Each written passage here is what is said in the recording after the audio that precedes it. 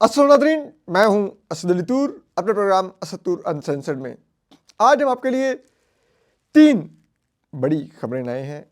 एक है कि वज़ीर दाखिला मोहसिन नकवी साहब क्या हुकूमत से नाराज़ हैं और क्या बात बढ़ने वाली है, इस पर आपको कुछ अंदर की खबर देंगे।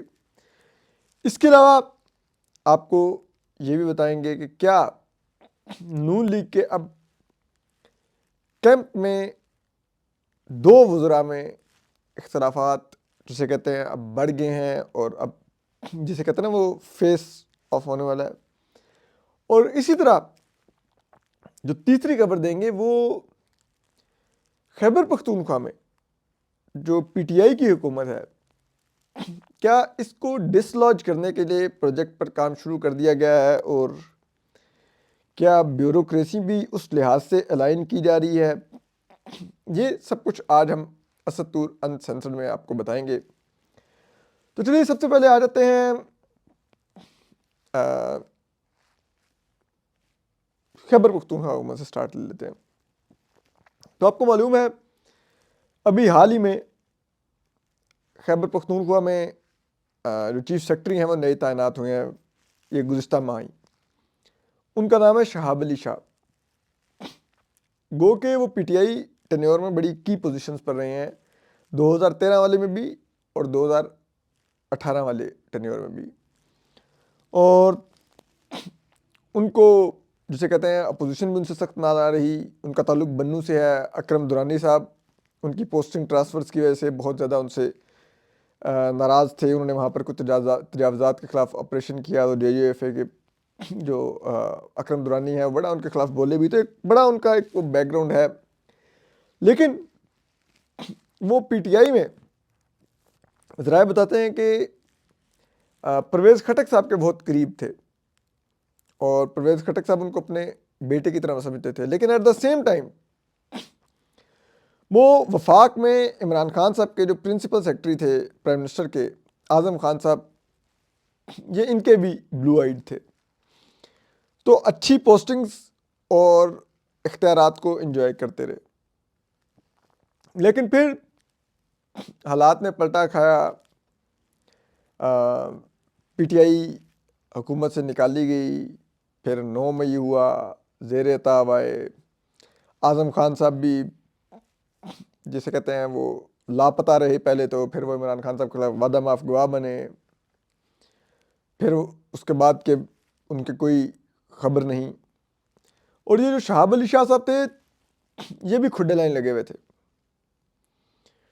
क्योंकि इनके बारे में भी इस्टेब्लिशमेंट को कोई नहीं थी इनसे उम्मीद कि ये कहीं हो सकते हैं। लेकिन मीनवाइल अचानक से बैक टू बैक 2 मूव्स ने ऐसा जाहिर किया है कि जैसे ये मूव्स कहीं ना कहीं आपस में जुड़ी हुई हैं, कि वो शहाब अली शाह जो साइडलाइन हुए हुए थे और अचानक से केपी में इस्टेब्लिशमेंट की मर्ज़ी का जो आईजी पुलिस है वो भी लग जाता है केपी का। और अब जो केपी के चीफ मिनिस्टर हैं अली मीन गंडापुर, पहले वो एक दफ़ा चीफ मिनिस्टर का नाम भेजते हैं और वो ये शहाब अली शाह होते हैं, लेकिन नहीं लगाया जाता इनको। एतराज़ किया जाता है कि आपने एक नाम भेजा है। दूसरी दफ़ा फिर समरी भेजते हैं और वो 3 नाम भेजते हैं और उसमें शहाब अली शाह का नाम भी होता है, शहाब अली शाह लग जाते हैं। लेकिन दूसरी दफ़ा जब गुज़िश्ता माह फरवरी में शहाब अली शाह साहब तैनात हुए तो उसके साथ ही वफाक में काबीना में परवेज़ खटक साहब की भी आमद हुई है मुशीर दाखिला के तौर पर। और ये परवेज़ खटक साहब वो हैं जो शहाब अली शाह को बहुत उनके करीब हैं, या आप कह लें शहाब अली शाह जिनके बहुत करीब हैं। और शहाब अली शाह साहब ने आते सार 441 जो सरकारी अफसरान हैं उनकी ट्रांसफ़र्स की है, जिसमें ग्रेड 18 और 19 के 49 अफसर हैं, प्लानिंग डिपार्टमेंट के 32 अफसर हैं, 85 सेक्शन ऑफिसर्स हैं, 75 सुपरिटेंडेंट्स हैं, 48 ایڈیشنل اسسٹنٹ کمشنرز ہیں, 81 سینئر کلرکس ہیں, 12 پرائیویٹ سیکٹریز ہیں, 27 پرسنل اسسٹنٹ ہیں, 19 سینئر سکیول کے اسٹینوز ہیں, پھر 13 اسٹینوگرافر ہیں, 70 کمپیوٹر آپریٹرز ہیں اور 8 اسسٹنٹ ڈائریکٹر آئی ٹی ہیں جو انہوں نے تبدیل کی ہیں. یعنی کہ آپ کہہ رہے ہیں کہ انہوں نے کافی حد تک سرکاری افسران میں اوپر نیچے چیزیں آگے پیچھے کی ہیں.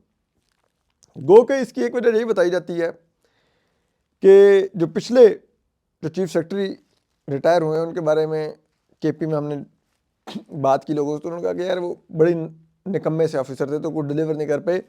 اس کے مقابلے میں شہاب علی شاہ صاحب سے کہتے ہیں نا وہ ڈوئر ہیں, یہ ڈیلیور کرتے ہیں, تو وہ بھی ہو سکتا ہے. لیکن پرویز خٹک اور ان کا ایک ساتھ پوزیشنیں حاصل کرنا کچھ اس طرح معلوم ہو رہا ہے کہ پی ٹی آئی کو میسج دیا جا رہا ہے, اور وہ میسج یہ ہے جو ہم نے گزشتہ ویڈیو کو بتایا کہ علی امین گنڈا پور صاحب کو اسٹیبلشمنٹ بچانے کی کوشش کر رہی ہے,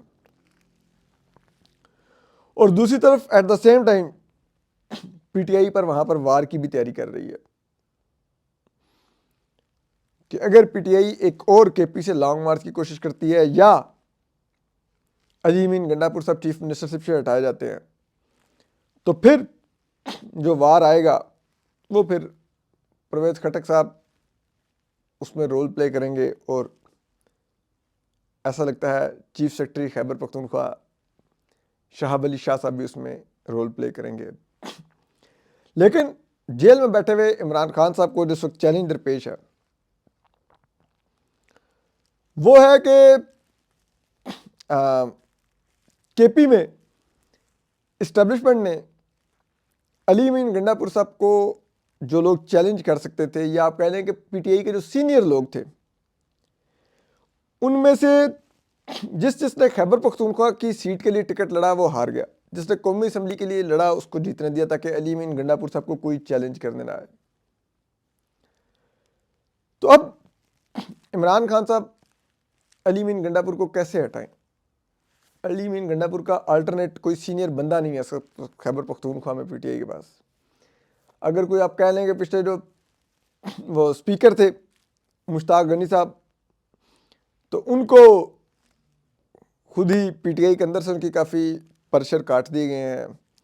جو سابق گورنر کے پی ہیں شاہ فرمان صاحب, ان کا بہت نام لیا جاتا ہے کہ وہ اسٹیبلشمنٹ کے ساتھ بہت ویل لائنڈ رہے کہتے ہیں, اور انہوں نے ہی علی امین گنڈا پور کو ٹکٹ بھی دلوایا, جتوایا, چیف منسٹر بنوایا, اور یہ وہی ہیں کہ ذرائع کہتے ہیں انہوں نے سینیٹر فیصل سلیم صاحب کو بھی پی ٹی آئی کا ٹکٹ دلوا کے سینیٹر بنوایا تھا, اور بعد میں پھر انہوں نے جا کے 26ویں آئینی ترمیم کے حق میں ووٹ کر دیا اور اب پی ٹی آئی سے نکال دیے گئے ہیں. لیکن شاہ فرمان صاحب ابھی بھی پی ٹی آئی میں موجود ہیں, تو کیا عمران خان صاحب ان کو بھی ایک برج کے طور پہ یوز کر رہے ہیں اسٹیبلشمنٹ کے ساتھ, یہ تو اب معلوم نہیں. لیکن بہرحال اس ٹائم بڑی کیچ 22 سچویشن ہے کہ پی ٹی آئی میں عمران خان صاحب کو بھی اب سمجھ نہیں آ رہی, علی امین گنڈا پور کو اپنی طرف سے وہ کراس کر چکے ہیں. بشرا بی بی بھی علی امین گنڈا پور کے بہت خلاف ہیں, اور عمران خان صاحب تلے بیٹھے ہیں علی امین گنڈا پور کو ہٹانے کے لیے. اسی لیے علی امین گنڈا پور کو سروائیو کرنے کے لیے پی ٹی آئی کے لوگوں کی ملاقاتیں بھی نہیں کروائی جا رہی عمران خان صاحب سے. لیکن at the same time Imran Khan صاحب کو یہ بھی نظر نہیں آ رہا کہ اب علی امین گنڈا پور کا متبادل کس کو لانا ہے اگر ان کو نکالنا ہے تو. اور دوسری طرف اسٹیبلشمنٹ نے بھی اپنی پوزیشننگ کر لی ہے کہ اگر علی امین گنڈا پور پر وار ہوتا ہے تو کیا کرنا ہے, اور اگر علی امین گنڈا پور پر وار نہیں ہوتا لیکن علی امین گنڈا پور پر ایک اور لانگ مارچ کے لیے دباؤ ہوتا ہے تو بھی کیا کرنا ہے. اس کے لیے وفاق میں لا کے پرویز خٹک صاحب کو بٹھا دیا گیا. تو یہ ایک بڑی دلچسپ صورتحال ہے. اس کے علاوہ دوسری طرف اگر آپ آ رہی جو وفاقی کابینہ میں تعیناتیاں ہوئی ہیں, اس میں آپ کہتے ہیں کہ پہلے تو فیصل آباد میں عابد شیر علی صاحب کی جو اور رانا ثناء اللہ صاحب کی فیملی کی ٹسل تھی. عابد شیر علی صاحب کے جو والد ہیں چودھری شیر علی صاحب, وہ مخالف تھے رانا ثناء اللہ صاحب کے سخت, اور بڑی سخت تقاریر بھی کرتے تھے. اب یہ رائیولری فیصل آباد میں رانا ثناء اللہ صاحب اور طلال چودھری صاحب میں بدل چکی ہے, سینیٹر طلال چودھری. اور کہتے ہیں کہ اب کابینہ میں آنے کے بعد سینیٹر طلال چودھری اب پوری کوشش کریں گے کہ فیصل آباد میں جو رانا ثناء اللہ صاحب فیکشن کو جس حد تک وہ کمزور کر سکیں وہ کریں گے. تو یہ کہتے ہیں کہ کابینہ میں آنے کے بعد ایک نئی لڑائی کا نقطہ آغاز ہے نون لیگ کے 2 دھڑوں میں فیصل آباد میں. لیکن ایک اور جو بہت ہی دلچسپ صورتحال ہے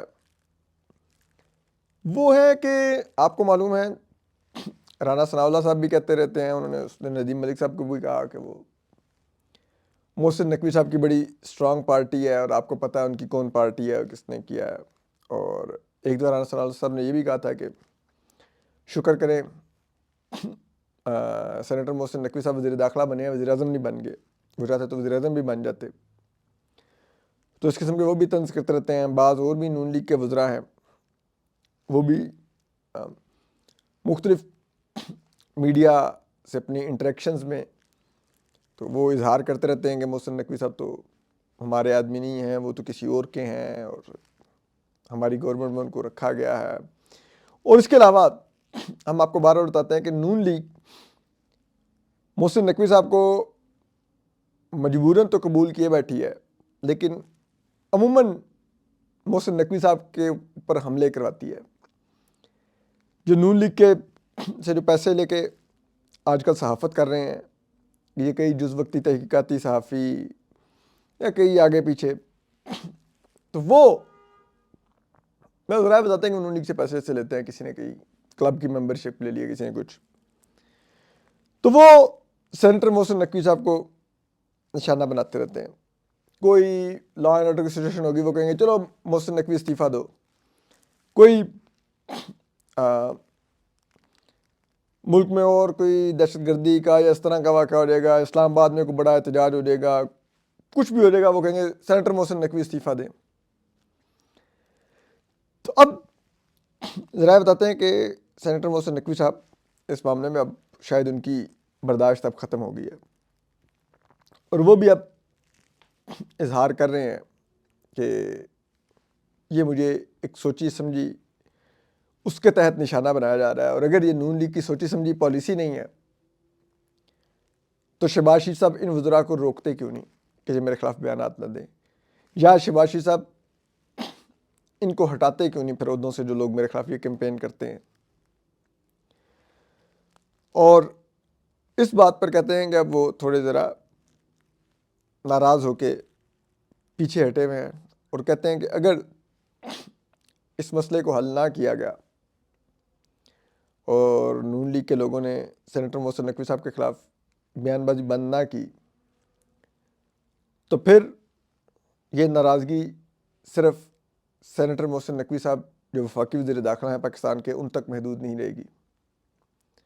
پھر اور بھی طاقتور لوگ ناراض ہو جائیں گے, اور اگر اور لوگ بھی ناراض ہو گئے تو آپ کو معلوم ہے شہباز شریف صاحب تو بیچارے فارم 47 کی لاسٹک کی شلوار پہن کے بیٹھے ہوئے, ان کی کابینہ فارم 47 کی لاسٹک کی شلوار پہن کے بیٹھی ہوئی ہے, ان کی پارٹی فارم 47 کی لاسٹک کی شلوار پہن کے بیٹھی ہوئی ہے. ان کے سابق وزیر اعظم اور پارٹی کے موجودہ صدر اور تاحیات سپریم لیڈر میاں نواز شریف صاحب فارم 47 کی لاسٹک کی شلوار پہن کے بیٹھے ہوئے ہیں. تو کہتے ہیں دانت پیسنا اپنی جگہ, لیکن جب مینڈیٹ اپنا نہ ہو تو پھر جن کا مینڈیٹ ہو ان کے ساتھ آپ اس طرح سے نہیں ڈبل گیم کر سکتے. دیکھتے ہیں اس میں کیا آگے بات بڑھتی ہے. ہم آپ کو اپڈیٹ کرتے رہیں گے. اپنا خیال رکھیے. اللہ حافظ.